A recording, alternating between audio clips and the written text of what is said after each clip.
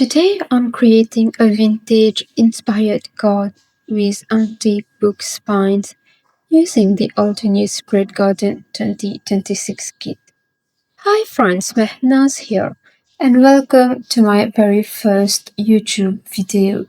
This is my Secret Garden 2026 series where I'll be creating projects with the kit and other Altenew products. Stay tuned!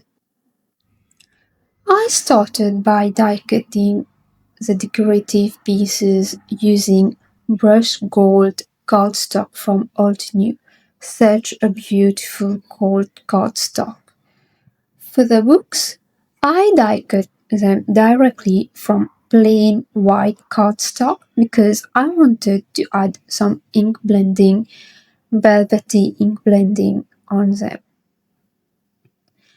As you can see here, I am going to ink blend my very first book using the Plum Fresh Dye Ink from the Sugar Plum Fresh Dye Ink bundle.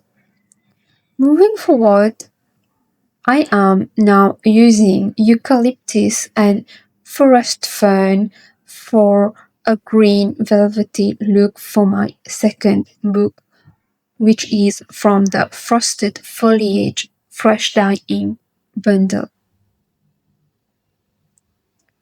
For my third book, I used oak moss and swamp green from the Forest Trail Fresh Dye Ink bundle. And I also wanted to incorporate a blue book, so what's more perfect than the Dark Night ink from the Tranquility Fresh Dye Ink bundle? And last but not least, I used Lava Rock from the Warm Grey Fresh Dye Ink bundle. After I achieved a velvety kind of feel in the books, I assembled the books using the decorative pieces. I also pulled out the inspiration guide from the packaging, which, by the way, Altenew packaging is always amazing.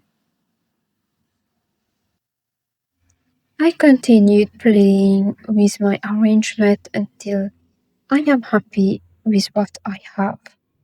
So I'll play some music and let you enjoy the process.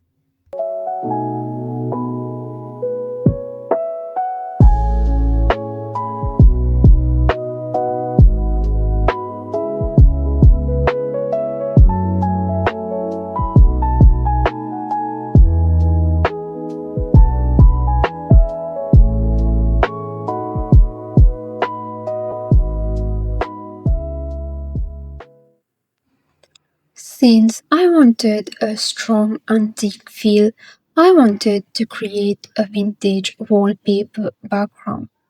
But I did not have a stencil, so I made my own using the detailed book and dies from the set. I aligned both die pieces on a sheet of cardstock, die cut them, and used the negative piece as a stencil to create an antique background.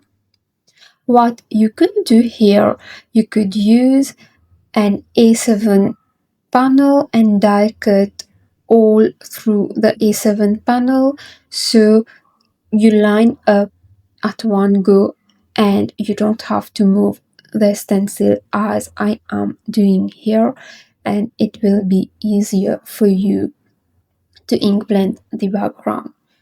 And yes, my card is an A7 card because we are going to add so much details in this card.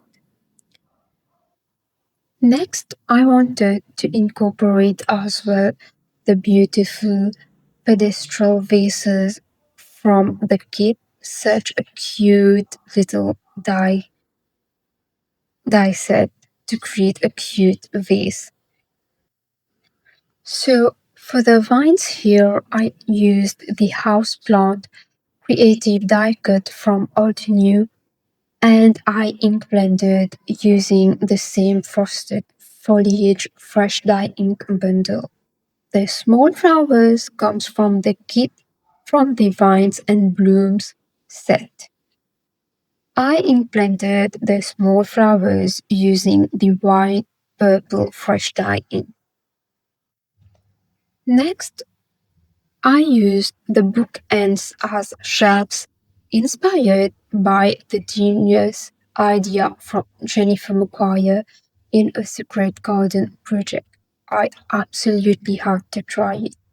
I created two shelves, one holding the books and the other featuring the pedestal vase with the vines and flowers.